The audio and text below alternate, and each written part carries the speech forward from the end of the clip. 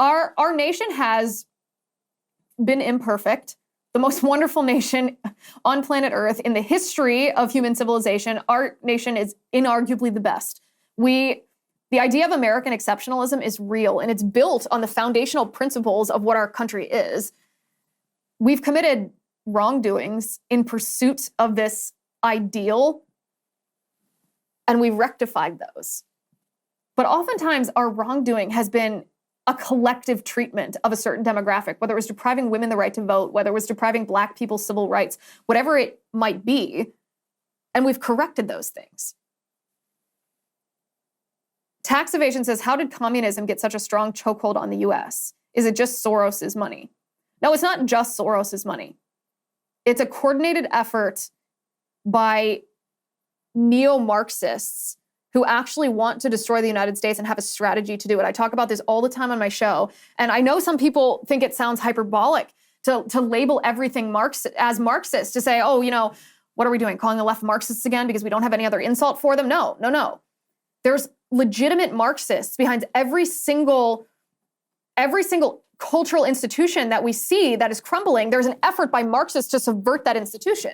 So what we have to do is we have to get very nerdy. We have to get very educated. We can't just sit back and act surprised when these cultural institutions and these cultural attacks or these cultural attacks on the cultural institutions happen. We have to foresee that, anticipate that, to stop it before it happens. Because once something does happen, like what's happening to Trump, it's a lot harder to stop it than it would have been to prevent it before it actually happened. We haven't even gotten to the content of the show yet. This is still my welcome. This is still me welcoming everybody. I really appreciate everybody's comments. Your comments are blowing up here.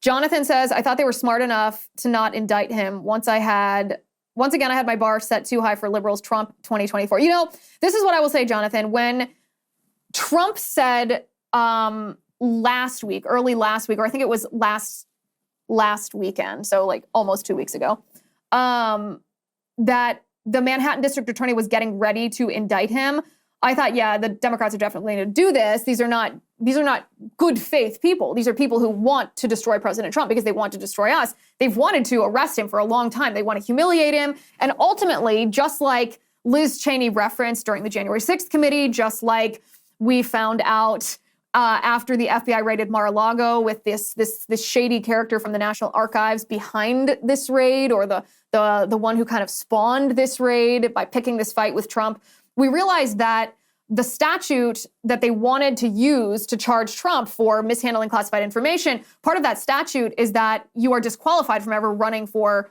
office ever again. So we realized very quickly that no, these people actually want Trump in jail. Like, they literally want Trump to rot in prison. They want him treated like a terrorist. They don't just want to stage a character assassination in the court of public opinion. They want to punish him. So initially I thought, yeah, they're definitely going to do this.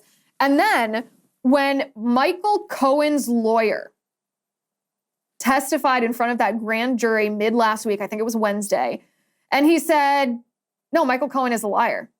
Michael Cohen will say anything to get paid, anything for fame and fortune. You can't trust a word out of his mouth. And then on top of that, because Michael Cohen is like the key part of this accusation, right? And on top of that, you had this letter from a different lawyer of Michael Cohen's, who this letter had been sent years ago, saying that President Trump, the Trump campaign, and the Trump organization knew absolutely nothing about this payment. I thought, well, this was a weak and warped case to begin with, but with this evidence, how on earth could they possibly justify an indictment? And so I felt a little hesitation, and likewise, maybe I should not have. But Jonathan, if you were guilty of setting your bar too high, then so was I. Because for a moment I thought, well, maybe Trump got a win again. Maybe he escaped their plot. Their plot fell through once more. Hi guys, it's Liz Wheeler. Don't forget to watch my show, The Liz Wheeler Show, every night at 7 p.m. on the First TV.